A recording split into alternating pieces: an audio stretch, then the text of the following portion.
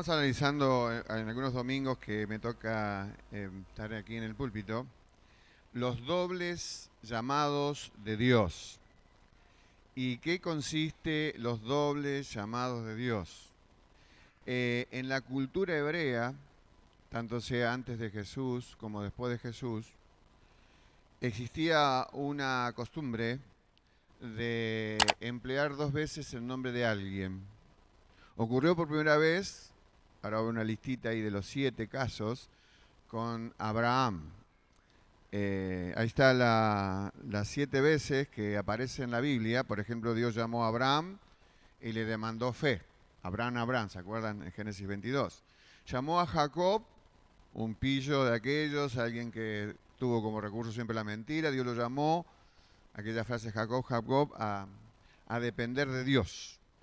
Llamó a Moisés, en el Antiguo Testamento estoy siguiendo, y le demandó servicio. Cuando dijo Moisés, llamó a Samuel en medio de la hipocresía y la corrupción religiosa de su tiempo y les demandó santidad. Y vimos ya en el Nuevo Testamento dos ocasiones, que ya las analizamos, Marta, también vimos Simón. Y hoy nos toca, si Dios lo permite, el caso de Saulo. Vamos a buscar en Hechos capítulo 9, ya vamos a leer. Me va a ayudar Martín para la lectura, para que me alcance la voz para el culto anoche. Y vamos a ver en este caso algo extraordinario, porque después de la resurrección de Cristo y de la obra del Señor, desde el punto de vista humano, lo que vamos a leer ahora, es el hecho determinante por el cual la fe cristiana pasó de ser, en el inicio parecía ser como una variante del mundo judío. Pero Dios va a utilizar a este hombre, un hombre que tenía un pasado terrible, era un asesino, Saulo, y pasó de ser un perseguidor de la fe a un perseguido por la fe. Hubo ahora vamos a leer, pero hubo una doble persecución. Una impiadosa de Saulo hacia los creyentes en Cristo. Y Lucas, que es el que escribe, narra estos acontecimientos, ha sido declarado en el siglo XX por los historiadores como el más grande historiador del mundo, de la historia humana. Y uno dice, ¿cómo sabe tantos detalles de los que vamos a leer ahora y lo que están en el libro de los Hechos? Porque él era compañero de viaje de Saulo, que luego se convirtió en el apóstol Pablo. Entonces él, con una abundancia de detalles, nos va a mostrar este hecho. Tal vez el punto central de la reflexión va a ser en 3 palabras. Primera palabra, salvación. Segunda palabra, rendición. Y tercera palabra, bendición. Y donde hay verdadera salvación, hay verdadera rendición y hay verdadera bendición. Así que parece un juego de palabras, pero este es el hecho trascendente de este episodio. Así que el bosquejo sería: Saulo se convierte a Cristo, conversión. Saulo se rinde por entero a su Señor, rendición. Y Pablo o Saulo disfruta de la rendición o entrega total, trayendo bendición. Vamos a leer entonces Hechos capítulo 9, del 1 al 17. Presten atención porque es una manera muy detallada del acontecimiento cronológico. Está repetido 3 veces en el libro de los Hechos, la conversión de Saulo de Tarso. Pero en el capítulo 9 es, diríamos, el hecho cronológico. Está repetido 3 veces en el libro de los Hechos, sucediendo la historia. En los otros 2 casos, ¿qué pasó? Él les cuenta ante otros el episodio que vamos a leer ahora.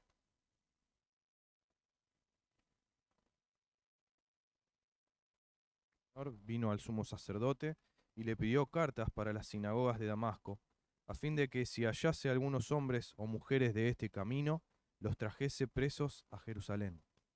Mas yendo por el camino, aconteció que al llegar cerca de Damasco, repentinamente le rodeó un resplandor de luz del cielo, y cayendo en tierra, oyó una voz que le decía: Saulo, Saulo, ¿por qué me persigues? Ahí fíjense que está la doble repetición, y que da origen a la reflexión. Saulo, ¿por qué me persigue? Sí, por favor, continúa Martín, por favor. Él dijo: ¿Quién eres, Señor? Y le dijo: Yo soy Jesús, a quien tú persigues. Dura cosa te es dar coces contra el aguijón. Él, temblando y temeroso, dijo, Señor, ¿qué quieres que yo haga? Y el Señor le dijo, levántate y entra en la ciudad, y se te dirá lo que debes hacer. Y los hombres que iban con Saulo se pararon atónitos, oyendo a la verdad la voz, mas sin ver a nadie. Entonces Saulo se levantó de tierra, y abriendo los ojos no veía a nadie. Así que llevándole por la mano, le metieron en Damasco, donde estuvo 3 días sin ver, y no comió ni bebió. Había entonces en Damasco un discípulo llamado Ananías, a quien el Señor dijo en visión, Ananías. Y él respondió, heme aquí, Señor. Y el Señor le dijo, levántate y ve a la calle que se llama Derecha, y busca en casa de Judas a uno llamado Saulo de Tarso, porque he aquí, él ora, y ha visto en visión a un varón llamado Ananías, que entra y le pone las manos encima para que recobre la vista. Entonces Ananías respondió, Señor, he oído de muchos acerca de este hombre, cuántos males ha hecho a tus santos en Jerusalén, y aún aquí tiene autoridad de los principales sacerdotes para prender a todos los que invocan tu nombre. El Señor le dijo, ve, porque instrumento escogido me es este, para llevar mi nombre en presencia de los gentiles y de reyes y de los hijos de Israel, porque yo le mostraré cuánto le es necesario padecer por mi nombre. Fue entonces Ananías y entró a la casa, y poniendo sobre él las manos, dijo, Hermano Saulo, el Señor Jesús, que se te apareció en el camino por donde venías, me ha enviado para que recibas la vista y seas lleno del Espíritu Santo. Bien, muchas gracias. Primer punto, entonces, la conversión. La pregunta que uno se hace cuando, o imaginariamente por primera vez uno podría leer el libro de los Hechos, dice, ¿quién es este Saulo? Bueno, él mismo se presenta cuando él se convierte, porque esa es la historia que leímos, es el autor de prácticamente más de la mitad del Nuevo Testamento. Y en una de sus cartas, que escribió de la cárcel, en el libro que se llama A los Filipenses, él cuenta su trayectoria. Y bueno, si uno era un religioso aquel tiempo sin haber conocido a Cristo, sacaría el sombrero ante este hombre, porque dice en Filipenses capítulo 3, 5 en adelante, dice circuncidado al 8.º día. La circuncisión era una señal que se hacía en el mundo antiguo indicada por Dios en los genitales masculinos para indicar que alguien pertenecía al pueblo de Dios. Entonces está diciendo Pablo cuando dice, yo fui circuncidado al 8.º día, yo soy parte del pueblo de Dios. Dice, del linaje de Israel, de la tribu de Benjamín. Había 12 tribus en Israel, pero había 10 que se habían apartado en la apostasía, habían abandonado completamente a Dios. Y cuando relata que dice, yo pertenezco a Benjamín, dice, yo estoy perteneciendo a una tribu fiel, a una tribu que siguió fiel a Dios. Dice, hebreos de hebreos, y en cuanto a la ley, fariseo. Y también dice, en cuanto a celo, perseguidor de la iglesia, en cuanto a la justicia que es en la ley, irreprensible. Saulo había nacido en una ciudad que todavía existe, no con el nombre de Tarso como era originalmente, pero una ciudad que hoy existe y pertenece a Turquía. Fíjense que lamentablemente Turquía, eh, que es un país con mucha extensión, en la parte de lo que es el Asia Menor, fue el asentamiento de grandes iglesias que están citadas en la Biblia. Y que por supuesto, por la influencia del mundo islámico, muchas de estas ciudades cayeron bajo la presión del mundo islámico. Así que allí estaba este hombre y que tenía una ventaja porque en ese momento el imperio el imperio romano gobernaba el mundo conocido. Así que él tenía la posibilidad, como era un religioso de fuste, celoso, se había puesto tenía como propuesta de vida eliminar todo aquello que tuviera que ver con la fe. Fe cristiana, pensando que era justamente la manifestación de la fe cristiana enemigo a todo lo que él traía, ¿no? Ese celo. Él realmente se identifica como fariseo. El asunto de los fariseos es que ellos amaban la escritura, la memorizaban, pero la practicaban equivocadamente. Por eso cuando Jesús viene a esta tierra y ejerce su ministerio, las palabras de mayor dureza fueron contra los fariseos, porque el problema tal vez central de la fe farisaica era que creían en la justificación propia. Creían que ellos, por su comportamiento y el cumplimiento de la ley, gozaban de la aprobación de Dios. Cuando el Señor vino a decir que nadie, solo Él, había cumplido la ley y que venía a traer salvación. Ahora, en cuanto a la placa que sigue, en cuanto al contexto, ahí está ahí, el contexto histórico y cultural, no es la primera mención de Saulo en la Biblia, Hechos 9. El contexto literal nos envía a Hechos capítulo 7, versículo 59, y encontramos uno de esos hechos que a veces en la vida de cada uno de nosotros son aquellos acontecimientos que nos determinan. Y él fue el testigo del apedreamiento de uno de los del primer mártir cristiano, llamado Esteban. Y dice la Biblia, clarito ahí, apedreaban a Esteban, 7:59 de Hechos. Mientras él invocaba y decía, Señor Jesús, recibe mi espíritu. La manera en que muere este mártir, dice el versículo 60, que se puso de rodillas y clamó al Señor a gran voz, teniendo una actitud parecida a la de Jesús cuando él es ajusticiado por los hombres, pidiendo que ese pecado no se tuviera en cuenta. Seguramente ese fue un pequeño, gran acontecimiento que habrá puesto en alerta a Saulo. Por supuesto dice que 8:1 de hecho es que Saulo consentía en su muerte. Es la única alusión previa a lo que se acontece en Hechos capítulo 9. Si analizamos a este hombre, para tratar de entender este acontecimiento tremendo, él estaba completamente ciego, él había emigrado de Tarso para estudiar con uno de los más grandes eruditos judíos de su época, a los pies de Gamaliel, dice que él se crió. Sin embargo, ese celo lo cegó.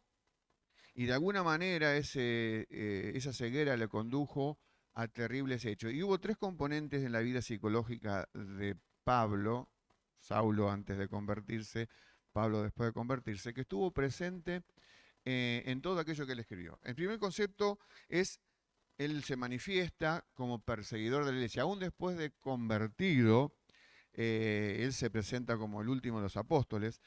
Para que podamos entender en el tiempo en que hablamos, él no fue parte del grupo de los 12 apóstoles, porque ellos fueron testigos presenciales del ministerio público de Jesús. Pablo se supone que se convirtió una década o más después de la resurrección de Cristo.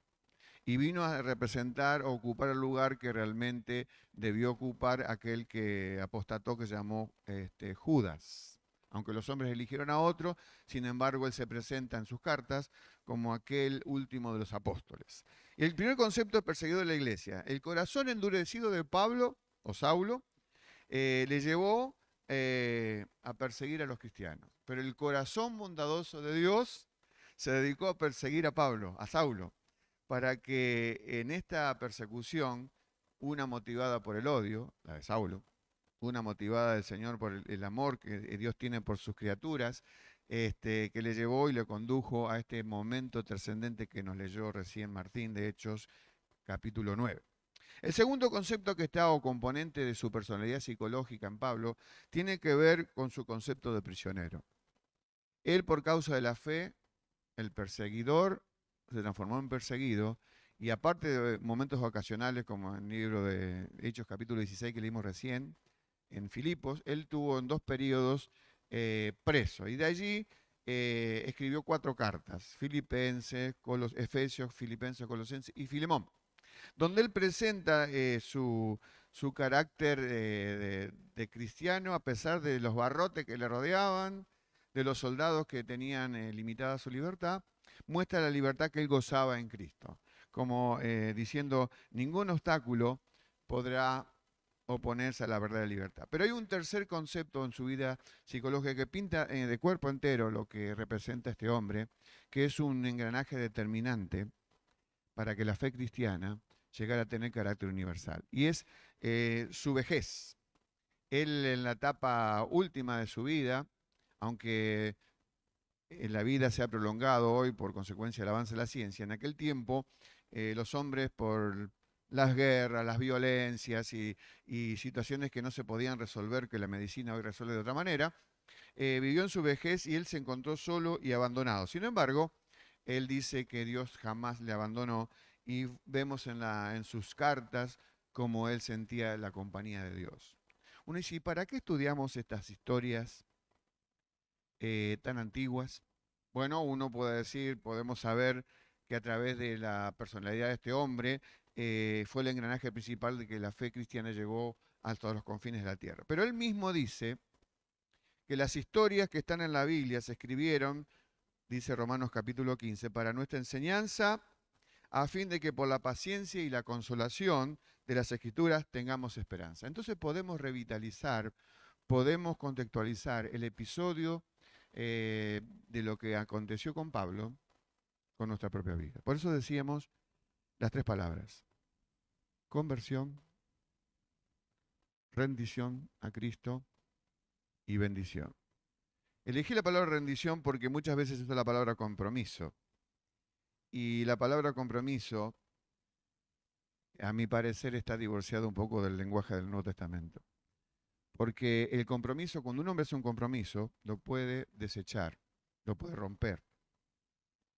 Pero la palabra rendición tiene que ver con la vida que se dedica al Señor. Por eso la expresión que vamos a ver ahora, algunos detalles de esta lectura de Hechos 9, nos indica que inmediatamente Saulo, que se llevó una gran sorpresa, porque todo su conocimiento intelectual le conducía a pensar de que Jesús había muerto de verdad. Pero él, seguramente habiendo sido instruido por Gamaliel, un hombre sabio, cuando vio esa luz resplandeciente que superaba la luz del sol, era indicativo de que Dios estaba detrás de eso que acontecía.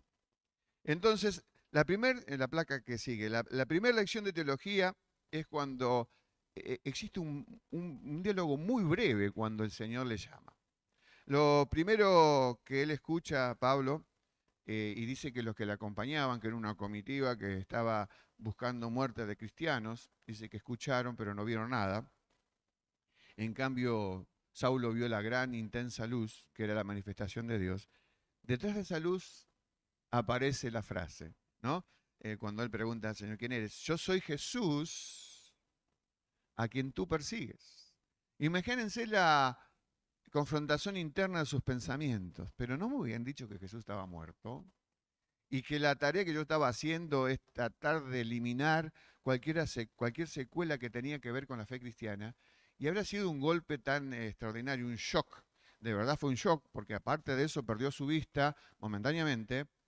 Y aquel que era el superhombre que montado en esta carrera ciega de matar cristianos tuvo que ser llevado porque dejó de percibir la luz y ser guiado por otras personas. Así que la primera lección de teología es descubrir que el Jesús que parecía a sus ojos y por la instrucción que recibió que estaba muerto, estaba vivo.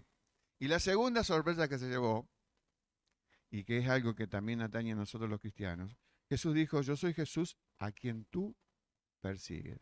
Perdón, no dijimos que Saulo ya tenía conciencia de que Jesús había muerto y que había desaparecido de la escena y que los romanos habían intentado sobornar a los soldados para que dijeran en la tumba que había sido robado el cuerpo, etcétera, etcétera.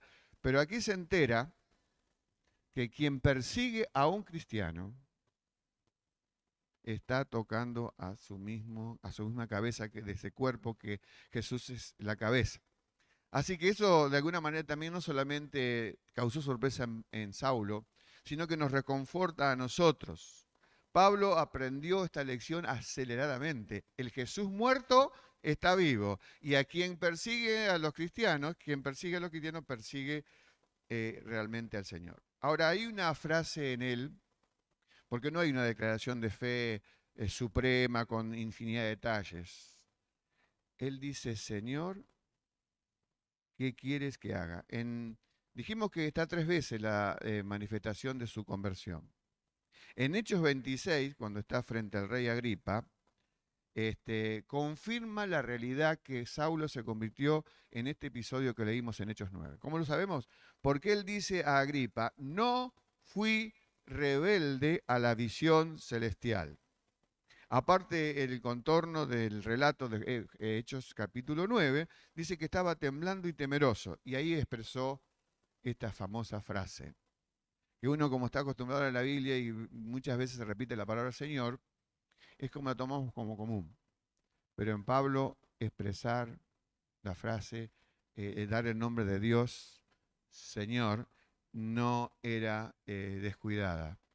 Él dijo, Señor, ¿qué quieres que haga? Es la primera manifestación de la identificación de Saulo o Pablo con Cristo. Es la primera. Pero por supuesto que como él escribió casi la mitad del Nuevo Testamento, podemos investigar a través de todo lo que él escribió lo que representaba para él Jesús. Y hay una frase que lo pinta de cuerpo entero y que debería definir nuestro concepto de la vida cristiana. Cuando él dice en Filipenses, para mí el vivir es Cristo. Después sigue diciendo otra cosa, ¿no? Que el morir es ganancia, porque eso demuestra la verdadera rendición que tenía Saulo de Tarso hacia Jesucristo. Porque él cuando había entregado definitivamente su vida hacia Dios, ya no era él el que dirigía el destino de su vida. Tanto sea que si Dios decidía llevarlo o dejarlo, correspondía, su voluntad derivaba de lo que Dios determinaba para él. Ahora, en la historia, en esta historia, eh, él determina que su capital completo de vida es el Señor. Y eso nos muestra también a nosotros, en este tiempo donde hay un cristianismo muy tibio, existen hoy ya analizado por muchos, que existen muchos cristianos nominales en la iglesia. Parece una contradicción, porque cristiano nominal, el cristiano es o no es. Pero hay muchos cristianos nominales en la iglesia de hoy que Dios está llamando a través de sus siervos y de sus predicadores, sus maestros y todos cristianos en general, a que las personas se reencuentren con el Señor. Por eso hoy día debe ser predicado el evangelio a los evangélicos, aquellos que manifestamos nuestra creencia en la manifestación del evangelio que nos muestra a Jesucristo como el Hijo de Dios. Ahora, hay un ingrediente importante en este episodio, tratamos en el punto 1 de la conversión, que estaba Ananías. Imagínense, y esto demuestra lo que es la providencia de Dios. No ocurren las cosas ni en tu vida, ni en la mía, ni en ningún personaje que está vinculado con Dios, el azar. Dios maneja los hilos de la historia general y de la historia particular donde nosotros nos desarrollamos. Todos podrán recordar la manera que llegaba la fe. Yo recuerdo haber llegado a la fe cuando tenía en la adolescencia a través de mi abuela. Y bueno, uno dice, otro fue a través de un amigo, otro a través de haber nacido en un hogar cristiano y que los padres pudieron llevarle a la fe. Ninguno de los detalles que acontecieron en nuestras vidas han sido puestos al azar, sino que Dios utiliza inclusive a este hombre Ananías. Imagínense la sorpresa. En aquel momento la turbulencia de la iglesia era por este perseguidor.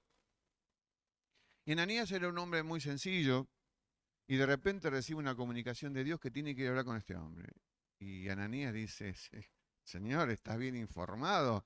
Y él trata de informarle a Dios, Señor, no sabe todo lo que ha hecho. Eso está en el versículo 3 en adelante. Sin embargo, Dios manejaba la información de primera mano.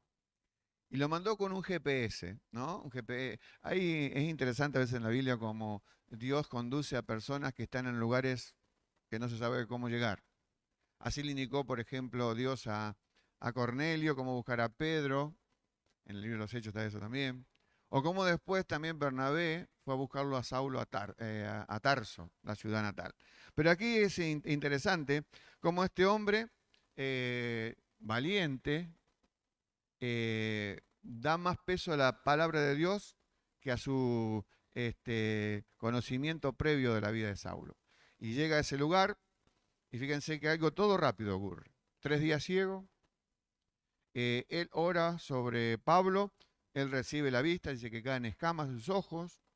Y también algo interesante que a veces pasamos de largo, fue bautizado al tercer día de su conversión y fue lleno del Espíritu, dice el versículo 17, que es justamente lo que nos vincula con la palabra rendición. Hay salvación, porque Dios la provee, Dios es el autor de ella, pero si hay verdadera salvación en el género humano, cuando hay regeneración, necesariamente tiene que haber rendición.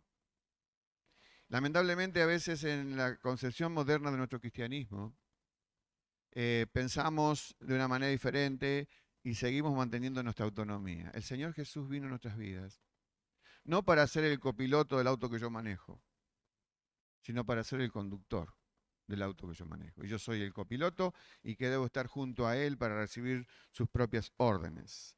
Así que la realidad del cambio para Saulo de Tarso es completa.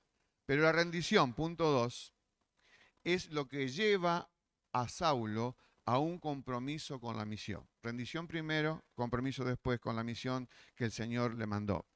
Por eso, aunque él no escuchó de primera mano, cuando el Señor manifestó la gran comisión, cuando él dijo que todo poder le había sido dado en el cielo y en la tierra, y comisionaba a los suyos para llevar salvación, el mensaje que traería salvación a todos los seres humanos. O sea que, mis hermanos, a veces cuando pensamos que no es tan sólida nuestra evangelización como iglesia, como individuos, pero en la Biblia la evangelización es expresión de conversión.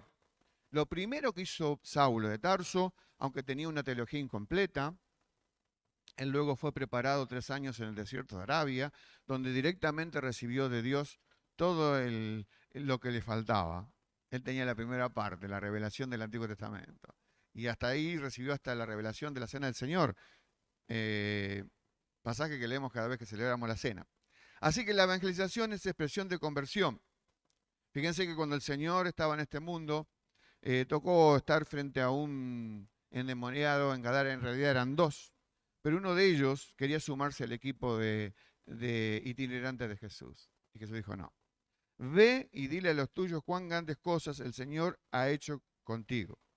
Así que la rendición a Cristo es lo que impulsó, en el caso de él y en todo cristiano debe hacerlo, la evangelización. Por eso dice Pablo escribiendo sobre la predicación del Evangelio, dice, el amor de Cristo nos constriñe. Palabra que no usamos hoy, pero quiere decir nos impulsa, nos obliga. Es el combustible que nos hace salir hacia el exterior para compartir nuestra fe. Por eso Pablo decía, cuando ya había pasado muchos años de su conversión y rendido a Cristo en la tarea de la evangelización, dice, de manera que desde Jerusalén y por los alrededores hasta Ilírico, todo lo he llenado del Evangelio de Cristo. Este hecho determinante demuestra de que fue el engranaje, el elemento determinante para que la fe cristiana llegara al mundo. Ahora, Pablo siempre estuvo vinculado a una iglesia. Primero se vinculó con los hermanos de Damasco, la capital de Siria, una ciudad muy antigua, y de ese lugar fue asistido, Ananías era de ese lugar, y también fue salvado porque los que eran parte de su equipo anterior buscaron eliminarlo. Así que él fue descolgado de una canasta, pero luego de estar predicando en todos los lugares y de alguna manera identificándose con la fe cristiana. Así que Saulo estuvo siempre vinculado a una iglesia. Y ahora es interesante cómo su vida rendida a Cristo, ¿no? Primero salvación, luego rendición. Esa vida rendida a Cristo le llevaba a cumplir con el cometido de Dios. Cuando él se reúne, ya finalizando su ministerio en el Asia Menor, en Éfeso, él expresa esta frase muy interesante. Le dice a los ancianos que estaban emocionados y llorando por su partida, porque él se iba hacia Jerusalén, él dice, no he rehuiros, enseñaros, estoy en el lenguaje castellano antiguo, ¿no? Pero está diciendo, no rehuí nunca a enseñarles a ustedes todo el mensaje de Dios. Hoy día, como hay tantas corrientes de influencia humanas que tratan de pervertir los conceptos bíblicos, muchas veces hay temas que se tratan de no tocar. Sin embargo, no es lo que debe hacer un predicador, un mensajero, un hermano, un maestro, quien quiera que predica la palabra, porque cuando vino el gran movimiento de la Reforma, la iglesia estaba en momentos de oscuridad, el centro de las iglesias era el altar, donde se hacía el sacrificio de la misa. Y para un costado, alejado del centro, estaba la palabra de Dios. Simbólicamente, el movimiento de la Reforma, que es un volver al mensaje del Evangelio, a la prédica de la salvación por fe, a poner a Cristo como el único camino de salvación, se puso otra vez en el centro de la prédica cristiana el púlpito cristiano. Por eso cuando la Biblia desaparece del púlpito cristiano, el púlpito desaparece. Porque la única autoridad para el púlpito es la Biblia. Y la única forma de conducir al pueblo de Dios es con la Biblia. Y el único instrumento que Dios usa para avivar a su pueblo, que es lo que necesitamos hoy día, y tocar los corazones de los seres humanos, es la Biblia, con el poder del Espíritu Santo. Ahora no solamente él era el paladín que enarboló las grandes verdades evangélicas, que derivan del Evangelio, sino que él tenía una tarea envidiable. Era la tarea de su pastoreo individual de las personas. Uno dice, es el gran predicador, es el autor de grandes libros de la Biblia, el estratega de Dios, el que fundó las primeras iglesias, el que fue a evangelizar por primera vez a Europa. Sin embargo, miren lo que dice de su tarea, Hechos 20:31. Él dice allí, en el mismo episodio que habla con los ancianos de Éfeso, dice, por tanto, velad, acordándoos que por 3 años, estuvo 3 años allí, de noche y de día, no había internet, no había luz eléctrica, no había las comodidades que gozamos hoy. Sin embargo, él empleaba parte de la noche. ¿Para qué? Uno dice, no he cesado de amonestar, y fíjense lo que determina su trabajo, con lágrimas, a cada uno. Con lágrimas visitaba a la oveja díscola. Con lágrimas visitaba a la persona en necesidad. Con lágrimas visitaba a la persona que había sido quebrantado por la práctica de algún pecado. Y él dice, era una tarea que realizaba con cada uno. Por eso, mis hermanos, mis amigos, cuánto anhelamos en toda iglesia, y en cualquier lugar, que el liderazgo de cada iglesia tiene que llorar mucho más que lo que tiene que reprender. Una persona con amor y paciencia, dotada del Señor, resuelve cientos de problemas. Necesitamos personas que hablemos menos y lloremos más por las personas. Fíjense el concepto que Pablo llegó a tener del Señor.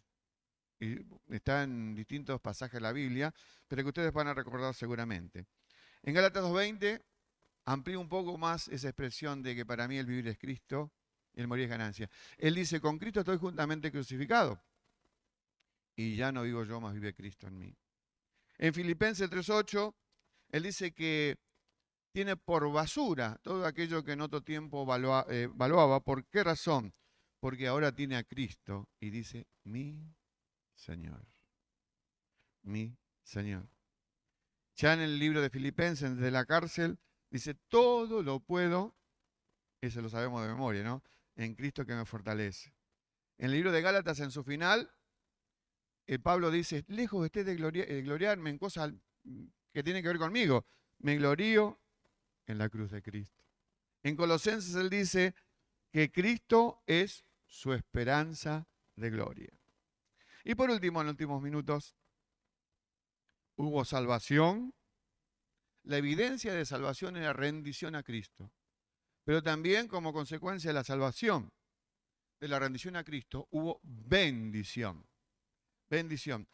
Aunque pasó por momentos difíciles, sin embargo, Él pudo transformar en bendición. Y esto se aplica en nuestro tiempo moderno. Cuando hay verdadera salvación, cuando hay verdadera rendición a Dios, hay verdadera bendición que recibimos de Él. Hay un viejo himno, creo que lo puse allí en la placa, que habla de la vida rendida a Cristo y cuando Cristo es el todo. Dice, su gracia es mayor si las cargas aumentan, su fuerza es mayor. Si la prueba es más cruel, si es grande la lucha, mayor es su gracia. Si más son las penas, mayor es su paz. Fíjense, todos luchamos con alguna circunstancia adversa, puede ser salud, puede ser una circunstancia familiar dolorosa, puede ser alguna angustia acerca de un futuro cercano. Sin embargo, este es un himno muy viejo donde los autores antiguos tenían muchos más recursos bíblicos que plasmaban en sus letras.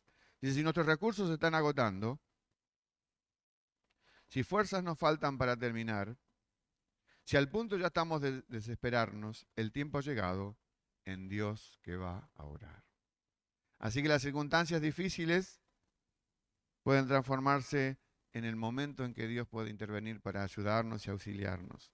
Ahora, dijimos el ejemplo del carcelero, que leímos hace un ratito. Era una persona terrible, una persona cuyo carácter lo hacía el que reunía las condiciones para estar a cargo de forajidos. Sin embargo, la gracia de Dios tocó su vida.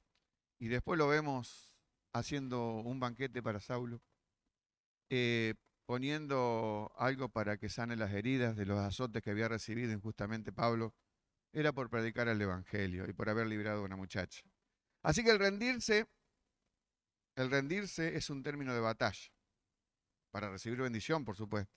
Consiste en renunciar a todos los derechos ante un vencedor. Quien nos ha vencido es el Señor.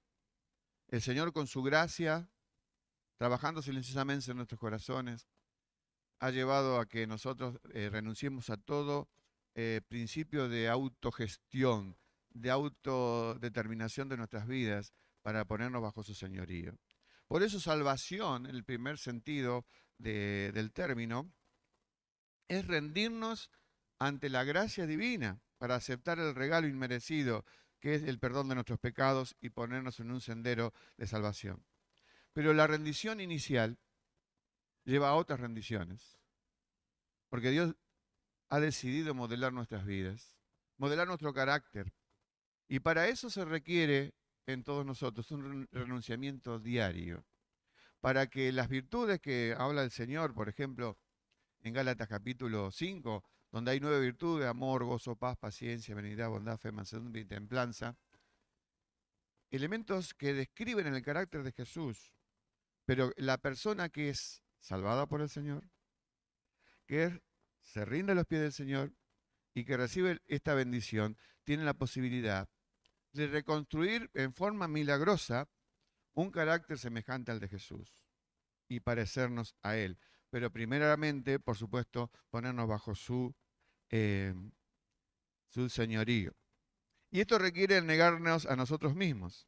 Hay una frase que una vez me regaló una hermana hace muchos años, tenía 20 años, que nunca me olvidé, era una tarjetita que decía, hay una frase que está puesta allí, que tiene que ver con la rendición a Dios.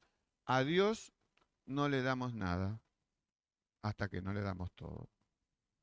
A Dios no le damos nada, me refiero a nuestras vidas, no estoy hablando de cuestiones ni económicas ni circunstancias del mundo material. La vida del creyente, para que sea lo que Dios quiere, tiene que ser entregada totalmente en las manos de Dios.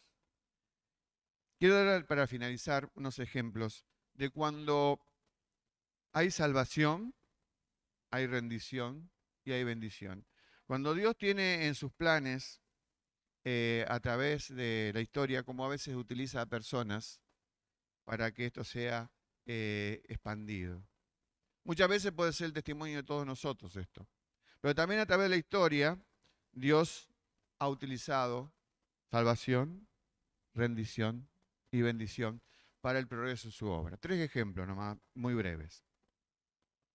El fundador del seminario de Westminster, Machen, escribió algo muy breve sobre la vida de Pablo que ilustra cómo este engranaje que Dios utilizó a una persona para llevar a la fe cristiana a los límites más inesperados, más extremos del mundo.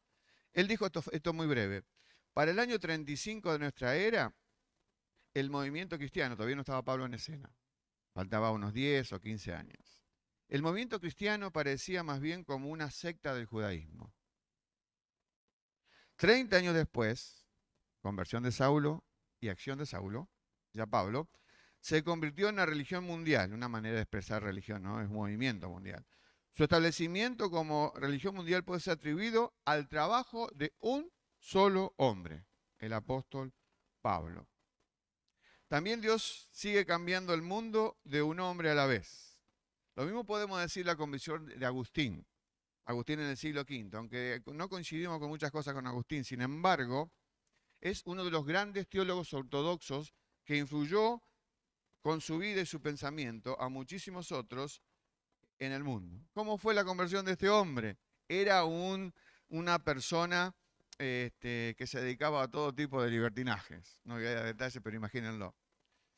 Y él, porque amaba la oratoria, se fue del África a Italia y iba a escuchar a predicadores cristianos. Pero no para escuchar el mensaje cristiano, para escuchar el mecanismo de la oratoria. Y de repente él escuchó esta frase de la Biblia, este texto de Romanos 3. Qué interesante, muchísimas personas se han convertido con el libro de Romanos, ¿no? Con lo que es la revelación del mensaje de Dios. Y ese texto le decía a él que vivía impíamente, haciendo lo que él quería, la dolce vita. Dios dice, andemos decentemente como de día, no en orgías ni borracheras, no en promiscuidad sexual y lujuria, no en pleitos y envidias. Cuando él escuchó eso, Agustín le dijo esto a Dios, Señor, dame castidad y continencia, pero no demasiado pronto. Sin embargo, Dios venció ese reparo inicial para que la conversión de este hombre en el siglo V tuviera una proyección hacia adelante. Y la tercera conversión que trajo rendición a Dios y bendición, que impactó más la historia reciente, fue Martín Lutero, aunque en unas cosas no coincidimos con él. Sin embargo, no podemos negar su lugar en la historia. Hace 500 años pasó de ser un hombre atormentado por su pecado, lo tenía cansado a su confesor, hasta que descubrió la libertad que Cristo traía. Descubrió salvación, rendición y trajo bendición. Gran parte del desarrollo de los países donde tal vez vinieron nuestros antepasados, me refiero a Europa, fueron beneficiados por el movimiento espiritual que inició Martín Lutero. Os vuelvo a decir, aunque no coincidamos con él en muchas cosas. Sin embargo, la reforma es considerada uno de los sucesos más significativos de la historia de la humanidad. Marcó la identidad teológica, histórica, intelectual de la Alemania de su tiempo, de Europa y de muchos países occidentales. Sacó al pueblo de Dios de la superstición, trayendo el mensaje del Evangelio. Sacó al pueblo de Dios de la antigüedad en los ritos que no tenían fundamento y que conducía a la gente a la condenación eterna. Él trajo el mensaje de libertad y de justicia. La educación, de la cual también adherimos muchos hoy día y queremos que sea para todos, fue revolucionaria porque motivó a que aquellos cristianos llevaran a que todos fueran instruidos con el objetivo de ¿qué? De leer la palabra de Dios. Y por eso se creó el deseo de la escolarización universal, que luego se replicó en muchas partes del mundo y está aquí. La prosperidad económica que trajo este movimiento fue notable. ¿Por qué razón? Porque se extrajo de la Biblia las grandes verdades que traía el trabajo honesto, y se levantó como uno de los grandes luminares. Se reorganizó la familia, porque venían de la Edad Media donde la mujer era un instrumento, una cosa muy fea. Sin embargo, se levantó el modelo familiar de acuerdo a la palabra de Dios, cosa que hoy estamos en el proceso lamentablemente inverso, retrocediendo de aquellos grandes valores. ¿Todo esto en qué deriva? En la providencia de Dios, en la manera natural de que Dios obra, su providencia. Eso que es una incógnita, que no sabemos por qué acontece, solamente está en los grandes planes de Dios. Es que Dios orquesta todos los eventos de la historia del hombre para que coincida en la realización de los propósitos de Dios.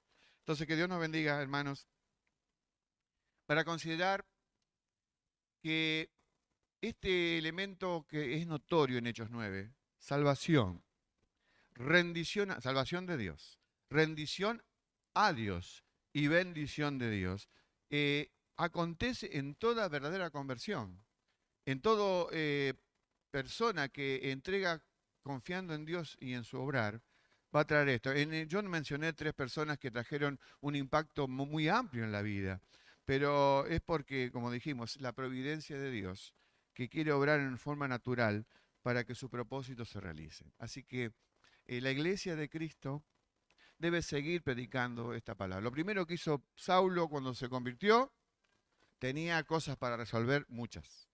Tenía el cargo de conciencia de haber sido un asesino.